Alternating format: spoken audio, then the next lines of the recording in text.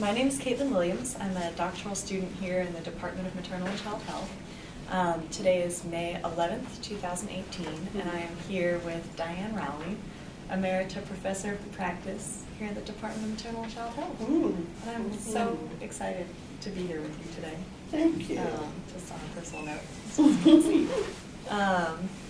So I guess, to start out, let's start at the beginning. So I'm wondering if you could tell me a little bit about your parents, who they were, what they did. Okay, well, I'm sorry, I have a cough drop in my mouth. My parents were both college professors.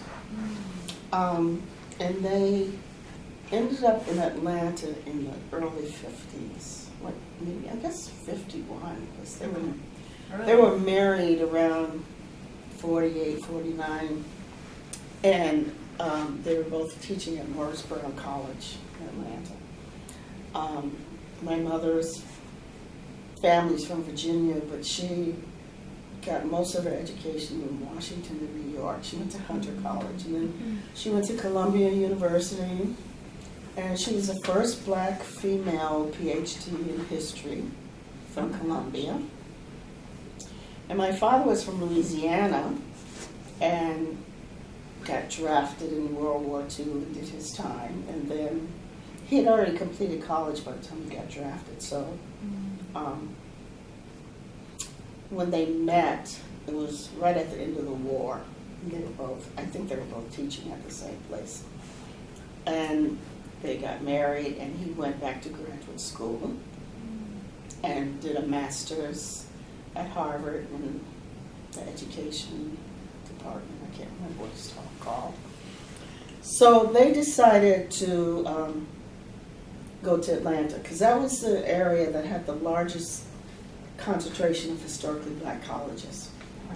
And in the late 40s, early 50s, most white universities weren't hiring black people en masse. As a matter of fact, I can remember even up until her 80s, when she was in her 80s, my mother complained that Hunter College wouldn't hire her after she graduated, even though she was summa cum laude and was a graduate student at Columbia at the time. Didn't matter.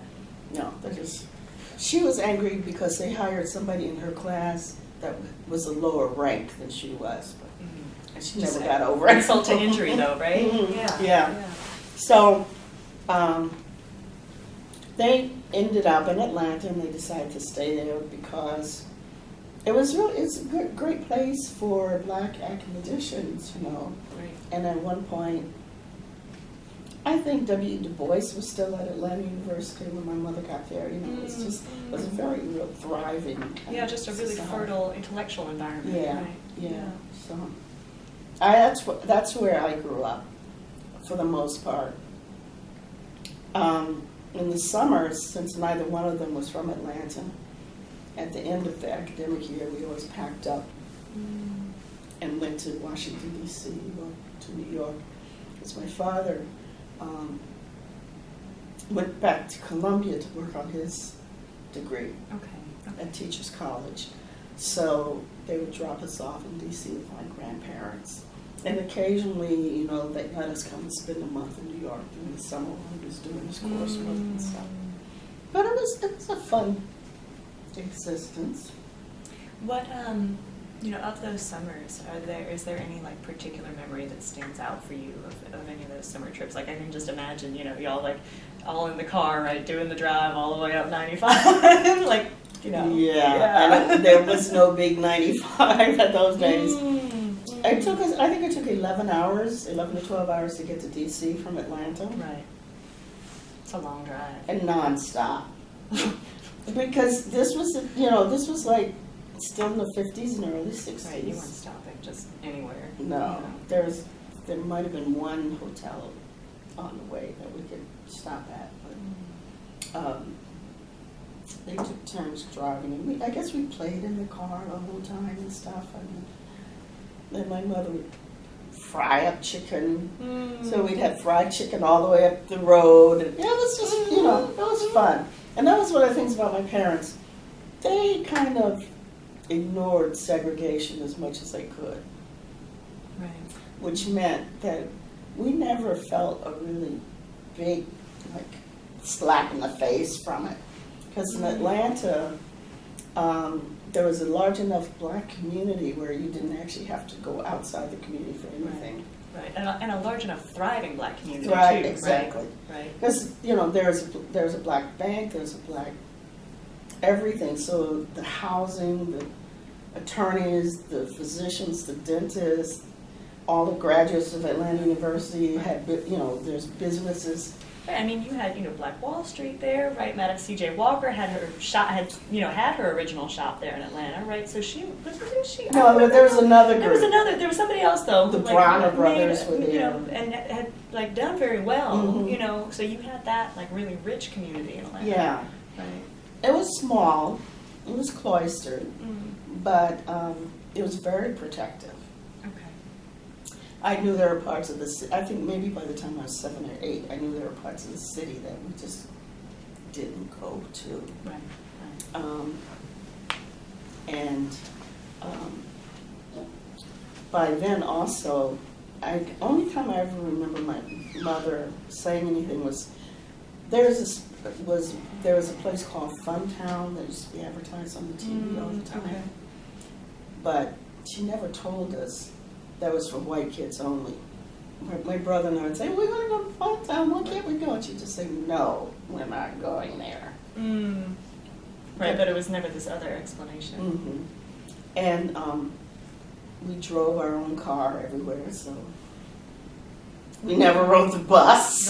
Right. So you were kind of insulated from all of that. We literally were insulated, and so I can remember when I was still relatively young, we were in New York one summer, and it was fun riding the subway, but my brother and I were excited about riding the bus in Manhattan, in New York City, because we didn't ride it in Atlanta.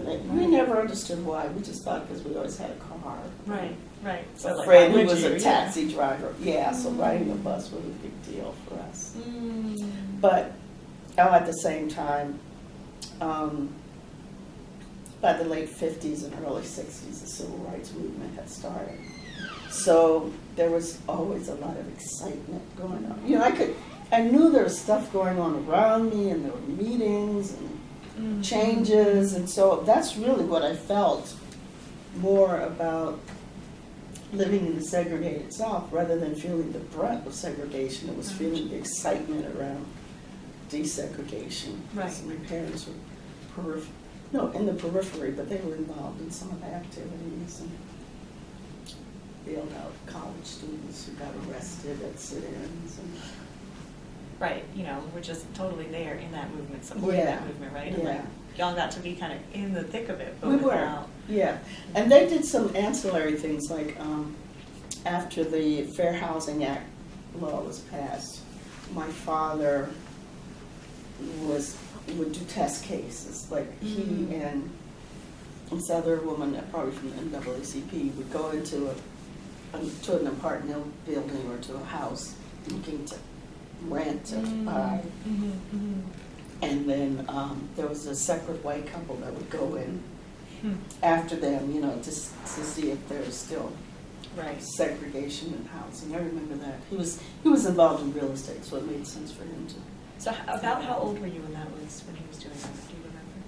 I was probably, by then, I was probably about 9 or 10. Okay, I right, was so old aware. enough to know. I Yeah. knew what was going on by then. Gotcha. Yeah. Gotcha. That must have been just a really incredible time to be, kind of like coming into awareness as a person, right? Just in the middle of all of that. In retrospect, yes, it was. And I could just tell by, everybody knew everybody, almost. And the community was still relatively small. So like the leading civil rights lawyer was a friend of the family. And they didn't really know Martin Luther King, but they knew a lot of his lieutenants. Right. And there was only one black restaurant. So the meetings of the civil rights people would go and strategize, and we'd be there having dinner too, So it was, I didn't realize that was unique. Right, at the because that was time. just what you did, right? That was life. But then Atlanta got kind of boring. I mean, that was a strange, part of it was exciting, but there was also a limit because it still was a relatively small community. Okay. So how old were you then when you left Atlanta?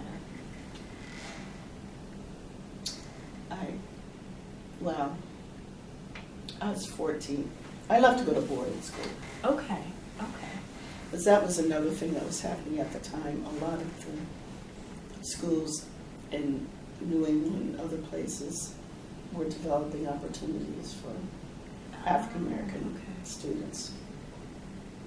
And some of my high school friends had gone to a summer program, and I didn't get to go, and I was devastated. And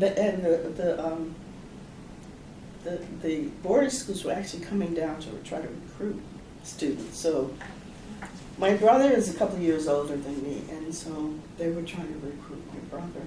And I'd go along to the sessions, because what choice did I have? Right. My brother was so not interested, you know. And I'd sit there and look at the, slides and the New England falls and the beautiful buildings, and they forced my brother to apply. And I was sort of in the background saying, I want to go.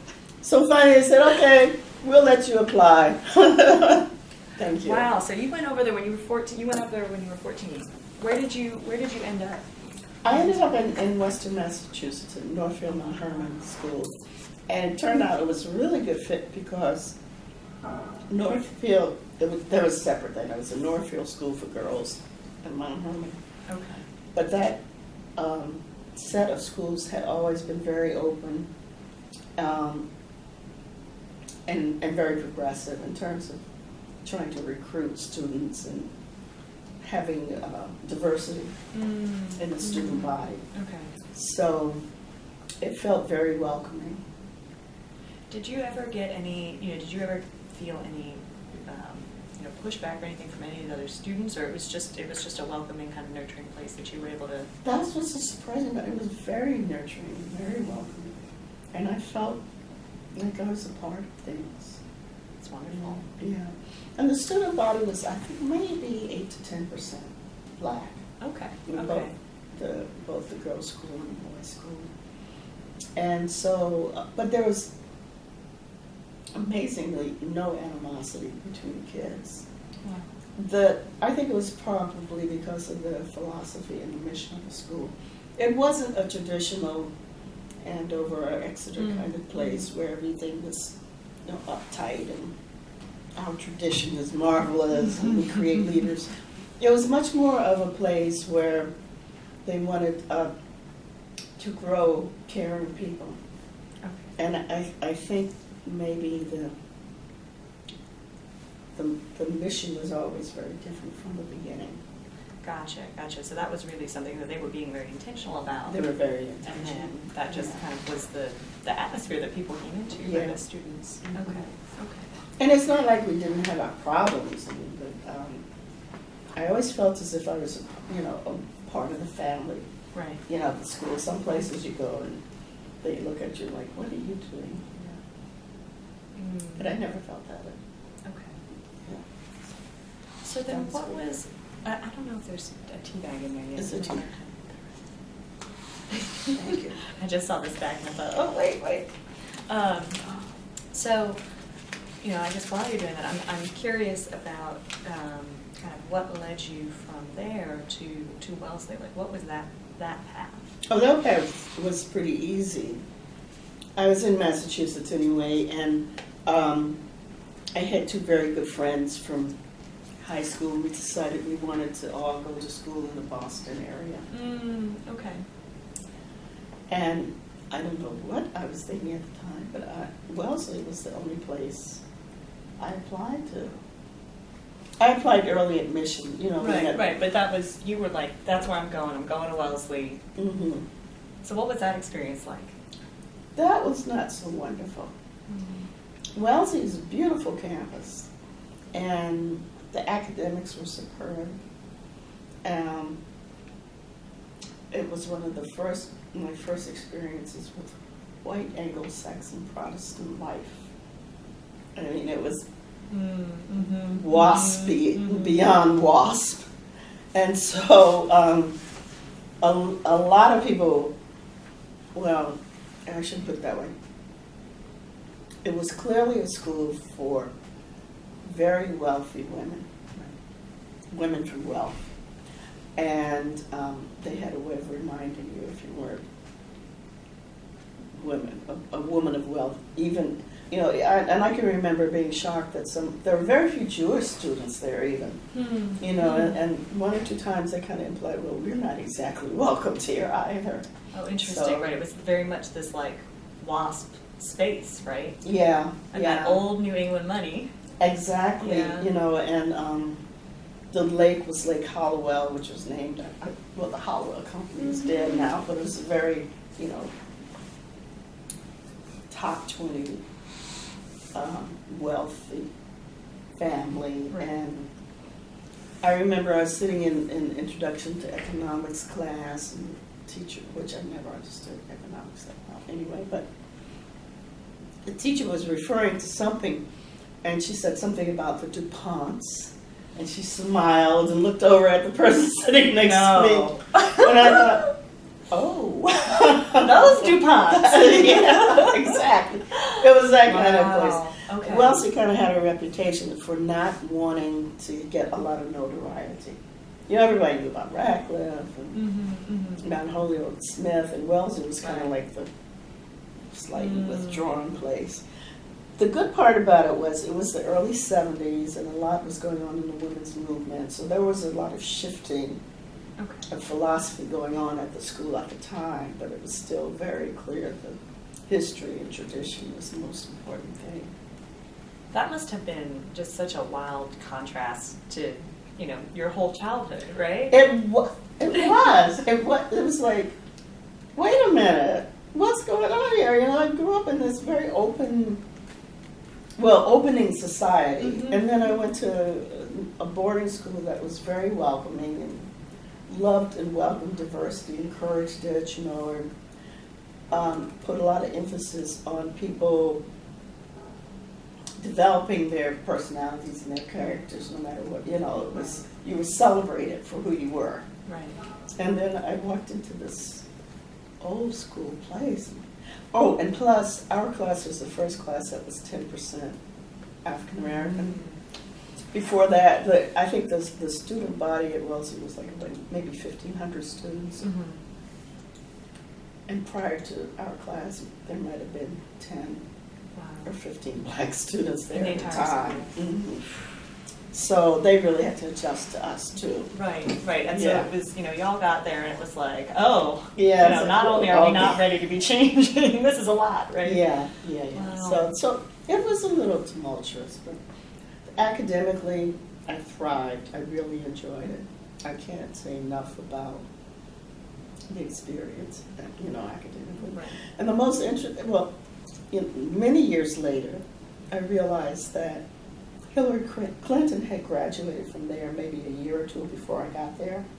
Oh, really? Okay. And so I kept hearing about this student leader who had been there, who, you know, was very, I don't want to say aggressive because that's not what assertive. So she was just a presence. She's clearly a presence even in college, and she had support the black students. The few little 10 or 15 black students who had been there had gone on a hunger strike to try to get enrollment expanded, and Hillary had been in support of it, and she'd been the student president. Interesting. So her presence was still felt because she was part of this new kind of movement that was going on to broaden the. As Wellesley was starting to change in that Exactly. way. Interesting. So, but you didn't realize that at the time. That was just, you know, No, later. this was years later. Right. I remember hearing about this woman, and then I finally started putting it all together. Well, also, right, like once she starts being a public figure, right? Yeah, because at that time she wasn't a public figure. She went on to law school and. Right, disappeared into Arkansas for a while, right? Yeah, exactly. And I honestly, even when I guess I heard about her when Clinton was governor because she was part of, she was at a law firm, but she did a lot of pro bono and work with a foundation that was very progressive. That I had been, I was part of Black Women's Health Project movement, which was in the early 80s, and they depended on that foundation for money. I mean, they got support from this. And apparently Hillary was on the foundation board, and she was the one who had promoted giving the Black Women's Health Project money. Still didn't realize that this was the same woman, you know, who was at Wellesley. And at that point, Bill Clinton was not running for president. We just heard about this. It was weird that this woman, who was the governor's wife of Arkansas, was so pro-feminist. Right, like where is that coming from? Right, exactly. Okay, exactly. So, you know, all of this hurt. So I finally started putting it together when he ran for president. I said, oh, this is Hillary Rodham. This is the same person. What a small world. Yeah. So obviously, I was kind of disappointed when she didn't win the presidency.